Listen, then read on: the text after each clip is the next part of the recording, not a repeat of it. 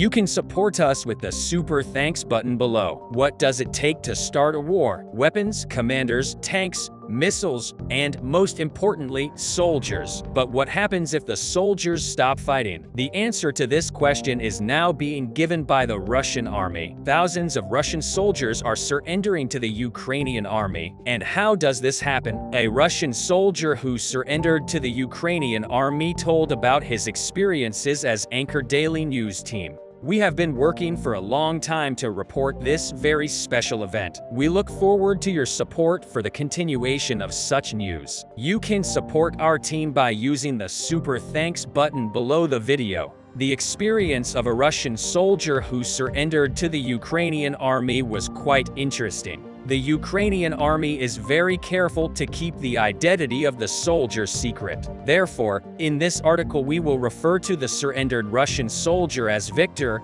and we will not share his real name with you. Victor was a 22-year-old Russian youth. He had finished all school in Russia and wanted to become a good lawyer. During his studies, he had been a member of many anti-Putin student clubs. Victor believed that in order to achieve peace in Russia, his country needed to democratize. He was working secretly for the end of Putin's rule as soon as possible. He was fed up with Putin's aggressive policies. He wanted to end Putin's rules so that Russia could become a peaceful state. Victor, a very successful young man, wanted to join politics in Russia and become an MP in the coming years. He especially wanted to do a lot of work on human rights. Putin's decision to invade Ukraine changed Victor's life completely. Victor had just graduated from university and wanted to work in an office as a lawyer, but because of the war, there was a big economic crisis in Russia. For a long time, Victor could not find work. Meanwhile, the war was intensifying every day. Victor participated in anti-war protests. Several times, he managed to escape from the Russian police. During this period, the Ukrainian army's successes in the war were constantly increasing. The Russian army was suffering a heavy defeat and many Russian soldiers were dying.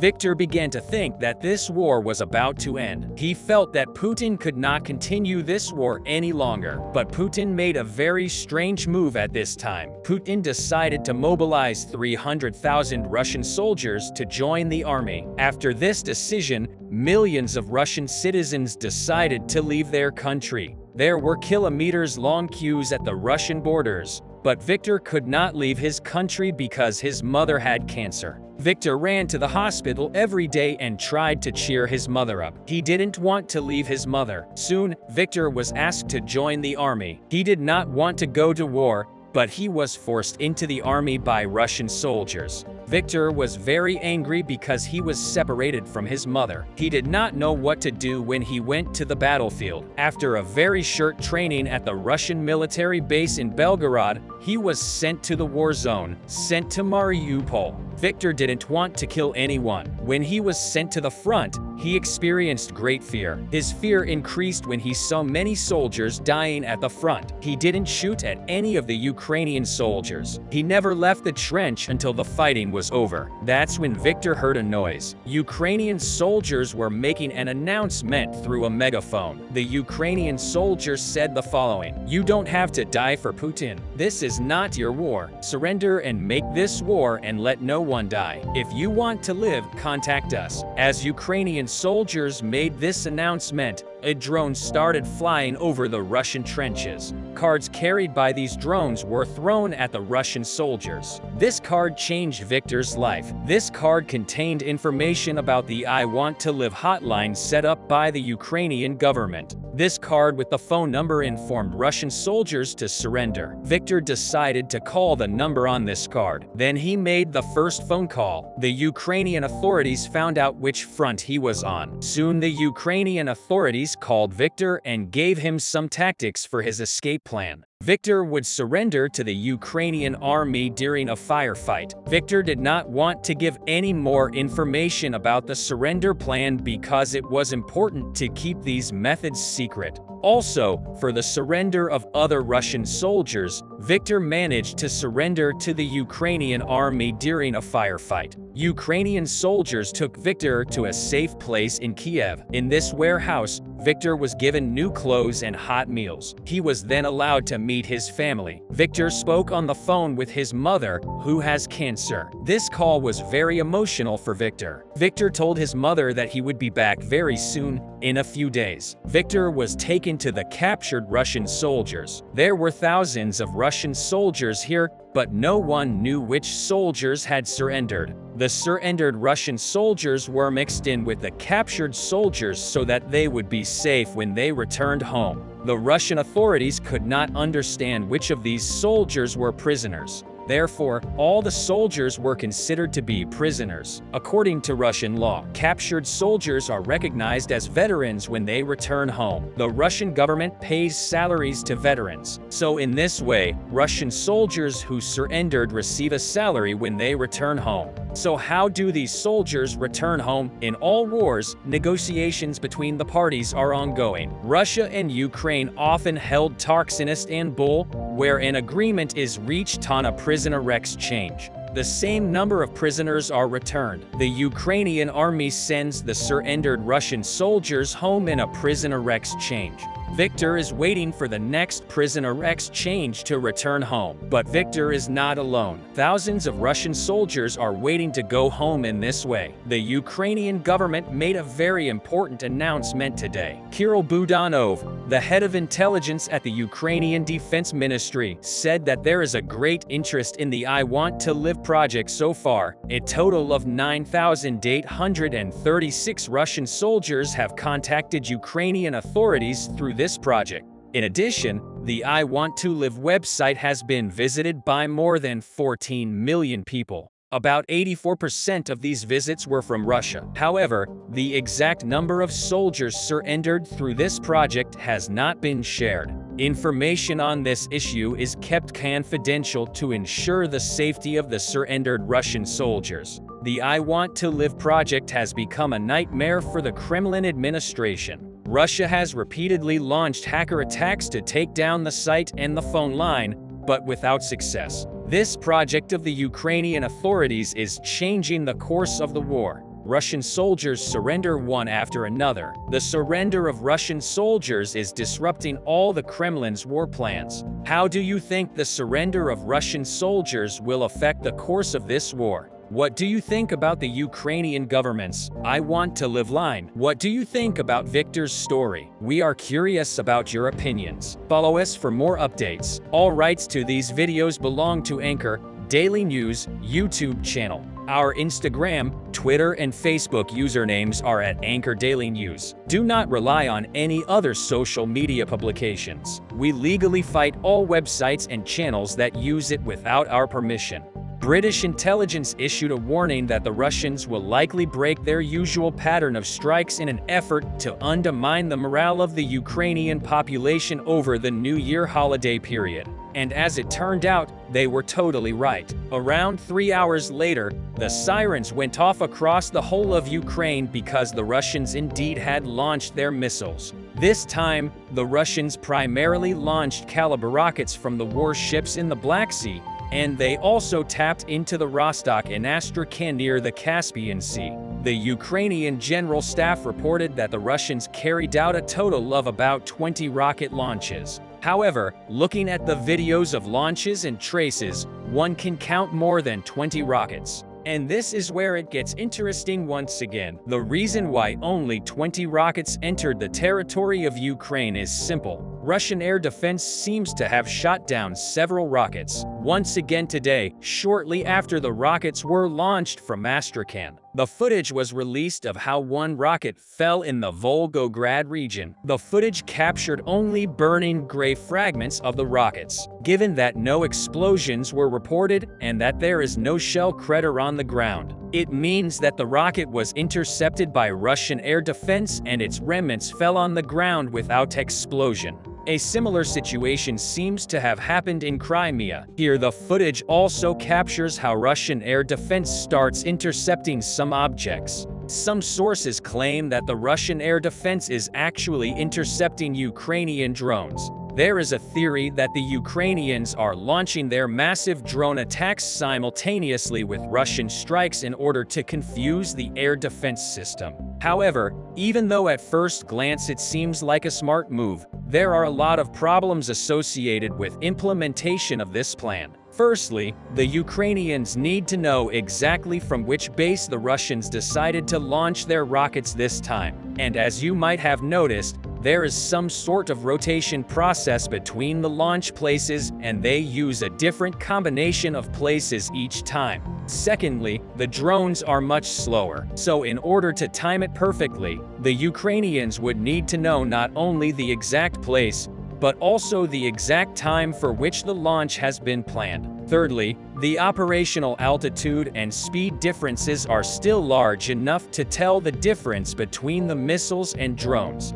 Lastly, when the Ukrainians hit Crimea with drones, there was usually footage featuring them, which is quite easy to tell because they allowed. So for these reasons, I'm inclined to think that there was no simultaneous massive Ukrainian drone attack and that the Russians just have some internal problems with their air defense system. In the meantime, some Ukrainian officials are also teasing the Russians with predictions that Moscow will spend the new year in the dark after the Ukrainians struck the Russian strategic airfield in the deep Russian rear 2 times. The Kremlin decided to take no chances. The Russians are reportedly boosting their air defense around Moscow and have already deployed around 2,000 people just to monitor the sky during the new year. The Russians have several circles of air defense around Moscow, which they recently reinforced even more. First of all, such a high level of alertness might partially explain why the Russians are shooting down everything moving in the sky, including their own rockets. But apart from that, such a high concentration of air defense around Moscow inevitably means that Russian air defense has been compromised somewhere else. The paranoia over the security of Moscow may open the door for a lot of other opportunities for the Ukrainians, so we will see whether these opportunities will be identified and exploited. Russian leader Vladimir Putin made the biggest mistake of his life by inviting Ukraine. Reactions against Putin's rule in Russia are growing every day. Soldiers in the Russian army have also started their revolt. Russia is experiencing the most chaotic period in its history. Experts say Russia is in grave danger. So how did the process turn out like this? How is Putin, who wanted to bring about the end of Ukraine, bringing about the end of Russia? What danger is Russia in? Let's answer these questions one by one. First of all, we need to rewrite our calendars a little bit and take a look at the situation in Russia before the war started. Russia entered this foreign crisis in February, just before Russia invaded Ukraine. Inflation figures started to rise. Reactions against Putin in Russia were increasing day by day. It was thought that Putin had reached the end of his political career. Russia was failing in other countries, too. Russia was the loser in the war between Azerbaijan and Armenia in Syria. The Assad regime, backed by Russia, was losing power in Crimea. Demands for freedom were rising again. Russia was losing in all regions. The Eastern Bloc, led by Russia, was allegedly in collapse. Putin wanted to show his own people and the whole world that he was still strong. In this way, he planned to regain popular support in Russia, but it was a very bad plan. Putin did not realize that this plan was a very bad plan because he was very confident in the strength of his army. He could not have predicted that the Ukrainian army would have such a great success. Putin's faulty plan was the beginning of the end. Mistakes followed one after another. The Russian army was completely unprepared for this war. Russian soldiers were suddenly sent to this war, but most of the soldiers did not want to fight. The Russian soldiers were terrified. Russian generals could not manage this fear. The Russian soldiers began to revolt at the beginning of the war. These mutinies were small and individual, but as the war continued, the rebellion of the soldiers grew because the Russian army was not ready for a long war. The needs of the soldiers could not be met. First, the salaries of mercenaries started to be withheld. The soldiers who could not get their salaries in this war where there were so many debts became very angry. dozens of Russian soldiers said they would not fight anymore. Russian soldiers protested by burying their weapons in the ground. The speech of the soldiers who buried their weapons in the ground attracted great attention in Russia because the speech of the Russian soldiers was very striking. In this video, Russian soldiers say the following: "This war is not our war. It is Putin's war. Putin started this war only to increase his own wealth and maintain his power. Too many soldiers are dying here, but none of our needs are being met. Our salaries are not paid. We cannot send money to our families. We are treated very badly here too." This speech by the Russian soldiers was also very important for the rebels in Russia. When this war started, anti-war protesters in Russia started to organize protest marches. But the Putin government tried to prevent these protests with violence after the videos taken by Russian soldiers. Anti-war protests started to gain traction again. Thousands of Russian citizens started a revolt in Red Square. The slogan of the revolt was very striking: "This is Putin's war, not ours." Indeed, this war was started only for Putin's purposes. Most of the Russian people did not support the war. With so many soldiers killed and the Russian economy damaged by the war, the number of opponents of the war began to grow rapidly. Russian citizens hear two news every day. One is the death of their soldiers, and the other is the price hike. The Russian people got fed up with this bad situation and increased the protests. At the same time, both civilians and military personnel in Russia staged demonstrations. The Russian commanders responded with severe retaliation of these protests. Because of this, the soldiers became even more irate. A Russian military base in Donetsk was responsible for the capture of the base commander. The Russian armed forces were experiencing a major crisis at the time. As a direct result of these heightened tensions, an unexpected meeting was called in the Kremlin. As a direct consequence of this meeting, Putin committed a serious error in judgment. Putin fired a large number of Russian officers as a direct result of these disturbances in the Russian armed forces. New recruits rose to the ranks relatively swiftly. An administration of inexperienced commanders took over leadership of the Russian army after the previous administration was removed from office. These leaders lacked experience, therefore, they made a lot of poor choices. The situation in Russia was exploited to its full potential by the Ukrainian army.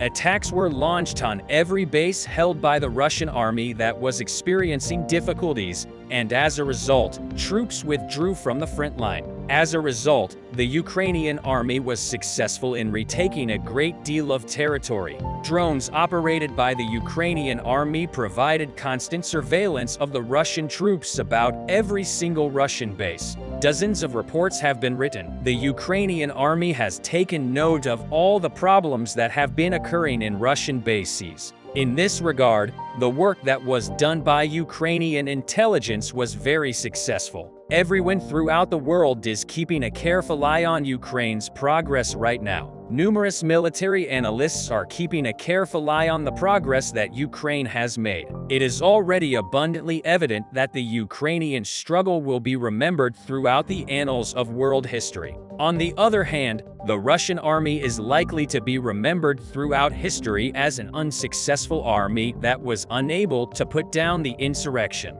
Some knowledgeable individuals believe that this conflict will be remembered as the conflict that ultimately resulted in the disintegration of the Russian state. Because these uprisings in the Russian army are causing a great deal of trouble for the Russian government, the possibility that Russia will break up is growing more likely by the day. In Russia, there are a great number of different ethnic groups. The government of Russia is making an effort to integrate the country's ethnic minorities. The Russian commanders are especially cruel to the soldiers that come from the minority regions. Soldiers serving from the republics of Dagestan, Bashkortostan, and Chechnya face ongoing challenges. One of the most significant factors contributing to the unrest is the presence of ethnic tensions inside the ranks of the Russian armed forces. Soldiers hailing from Russia's many minority regions are deserting their country's armed forces. The decision to mobilize has also elicited a robust response from the people living in these locations.